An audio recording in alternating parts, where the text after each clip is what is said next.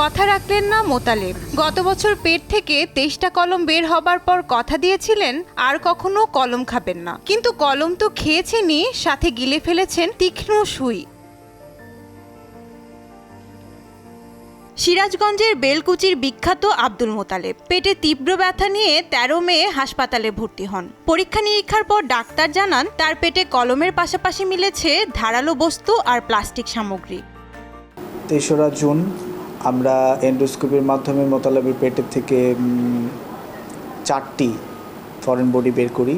তার মধ্যে একটা কলম ছিল, একটা বাঁশের কঞ্চি ছিল এবং 2টা ধারালো শিক জাতীয়, লোহার শিক জাতীয় ধারালো সূচ এটা ছিল। রোগী সাধারণ যে আমরা খাবার খাই এই খাবারের পাশাপাশিও আনইউজুয়াল অবজেক্টসগুলো সেগুলো খায়, যেমন মাটি হতে পারে, পোড়া মাটি হতে পারে, টুথপিক, টুথব্রাশ, ইউজুয়ালি এগুলো খায়। অবশ্য দোষটা মোতালেবেরও না। চিকিৎসকরা বলছেন পিকা সিনড্রোম নামের এক বিরল মানসিক রোগে আক্রান্ত সে। এই রোগে আক্রান্তরা নিজের অজান্তেই খেয়ে ফেলেন নানান বস্তু। আগের থেকে ভালো, কিন্তু ওই একটু অস্থির আছি, মানে চিকিৎসা নতুন করা হয়েছে, এই জন্য একটু অস্থির। হ্যাঁ, অ্যান্টিবায়োটিক ওষুধ ইঞ্জেকশন চলতেছে। ওনার অপারেশনের পর এখন উনি ভালো আছেন।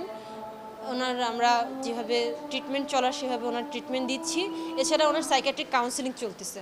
সাইকিয়াট্রিক কাউন্সেলিংয়ের মাধ্যমে আমরা ওনাকে ভালো করার চেষ্টা করতেছি, কিন্তু প্রতিটা মানুষের শরীরের উপরে এফেক্ট আলাদা হয় এবং আমরা কাউন্সেলিং করার পর উনি কিছুদিন ভালো থাকেন, আবার পরে এই সিমটমটা ওনার মাথাচাড়া দিয়ে ওঠে মাঝে মধ্যে। আমরা চেষ্টা করতেছি ওনাকে কাজে ব্যস্ত রাখার, যাতে উনি এই সিমটম থেকে আস্তে আস্তে বের হয়ে আসতে পারেন। 23টি কলম গিলে 2023 সালে আলোচনায় আসেন মোতালেব। কয়েক দফা অপারেশন ও চিকিৎসার পর সুস্থ হয়ে বাড়িও ফেরেন, কিন্তু বছর ঘুরতে না ঘুরতেই আবারও একই কাণ্ড।